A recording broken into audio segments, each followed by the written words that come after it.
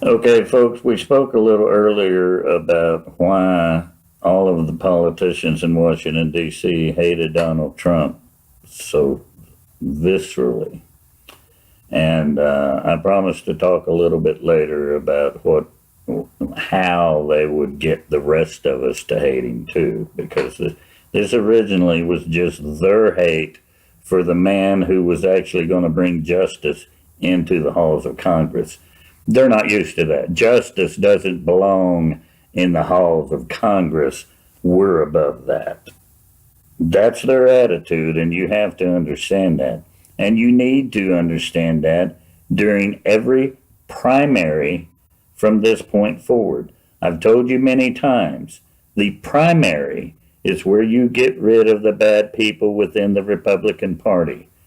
You cannot fight Washington, D.C. by putting a Democrat in because you hate the Republican. You take the Republican out in the primary, you take the Democrat out in the general. That's how you clean the swamp. That's how you clean Washington, D.C. It will take generations to do so. We're starting to learn slowly. We're starting to learn, but we need to get busy on this. Every primary, every single Republican member of Congress must justify himself. If he didn't vote to repeal Obamacare, you're out of here. If he did not vote for tax cuts, you're out of here. If he didn't vote for funding for the wall, you're out of here. If he wants comprehensive immigration reform, you're out of here. You've got to get him out, but you can't do it in the general. You do it in the primary. Because if you turn around and throw a Democrat in there because you're pissed off at the Republican, then all of the things that you're against will now be implemented. So you're shooting yourself in the foot. The primary is where you get rid of the rhinos. The general is where you get rid of the Marxist socialist Democrats. I digress a little bit, I'm sorry, but I just had to throw that in there. Anyway, so what we're talking about here is okay, the people all hated him. I mean, not the people, but the politicians all hated Donald Trump. So what are they going to do to make you hate him? Well, this is where Donald Trump kind of gave them the bullet to shoot him with. And it's not that he did it out of ignorance or anything, that he didn't understand what he was doing. It's just that he was so honest. You see, most politicians are not honest. And that's one of the reasons that Donald Trump won, is because he was such a breath of fresh air. When he came forward, everybody was so disgusted with Washington, D.C. I mean, Congress, the approval level for Congress was around, I think, 12, 13% or something. They were below used car salesmen, folks. This has never happened in my lifetime. Nobody beats the used car salesman for being hated except Congress in recent years.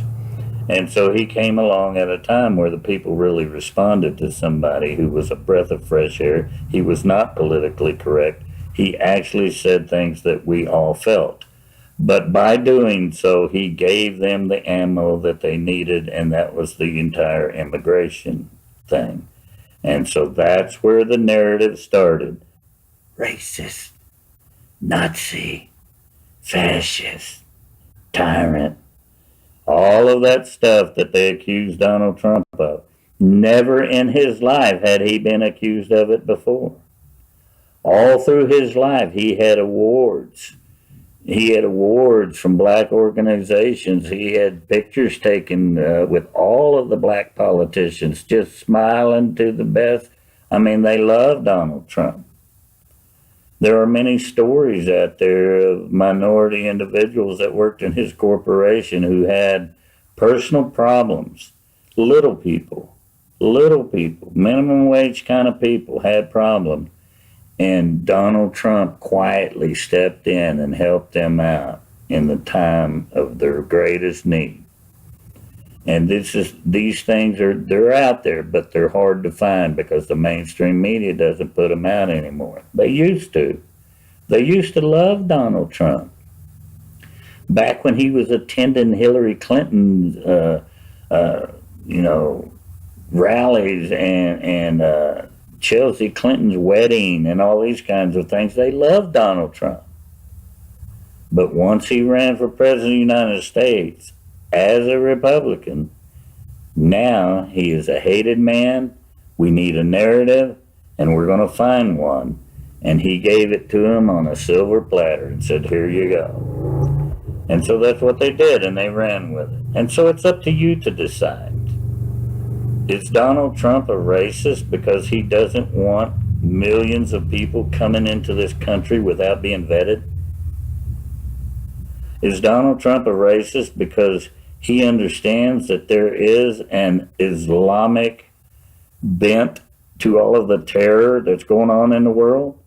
And so he doesn't want massive amounts of Islamic people coming from Islamic nations into our country without being properly vetted? You know, we used to have Ellis Island, and you had to come in, you had to go through a process. Number one, you had to prove you didn't have a disease. I mean, they quarantined you if you had a fever. But you also had to prove that you could take care of yourself. You had something to offer. Maybe you had family in the United States or something. You had something to offer the United States of America for us to let you in here. We didn't just let any old waif from the gutter of France to come into America. You had to be worth our assistance to do that. It wasn't a right, it was a privilege. And so when Donald Trump started all this stuff with the immigration, and of course the Democrats have been playing the politically correct game for years, so it was made to order. The American people were suckers for this because they had been sucked into the PC culture for so many years. And of course, Hollywood and the media, the mainstream media, were 100% full tilt into it. So it was made to order, and so there you go. The whole theme of Donald Trump being a racist, being a Nazi, being anti this, anti that, being a tyrant, being a fascist, all of it came up only after he became a Republican nominee for the President of the United States of America. None of it existed before. You all got your Google, search it. Search anything for about 2015 backwards. You will not find a single article. I challenge you, you will not find a single article that Donald Trump was a racist of any sort whatsoever. In fact, what you will find is how much he was lauded by black organizations for the things that he did, how much he was lauded for being an employer of many minority people, how many minority people loved Donald Trump for the opportunities that he had given them and the help that he had handed out to them. A billionaire reaching out to the very smallest person in his organization to give them help in their time of personal need. These stories are out there. That was the Donald Trump pre-2015. I'm sorry, I almost said 1915. I'm not that old. I'm old, but I'm not that old. Anyway, pre-2015, you will not find any stories except positive stories about Donald Trump. Now, you may find some negative stories about his particular land deals, and there's, some people that were against particular developments, and so they hated him. Absolutely, you're going to find them. That's fair game. You can decide for yourself whether he was good or bad on those particular things. And I just ask you to compare that to other billionaires in other development industries. Was he normal in that sense, or was he beyond the pale? That's up to you to decide. My point is that he was never considered a racist, a fascist, a tyrant, any of these things before he decided to be the Republican nominee for president.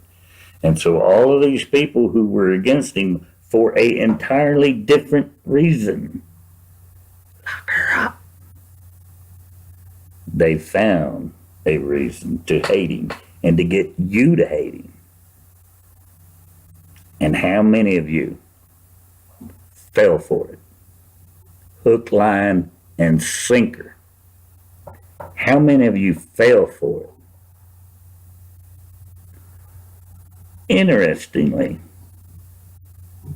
Kanye West did not.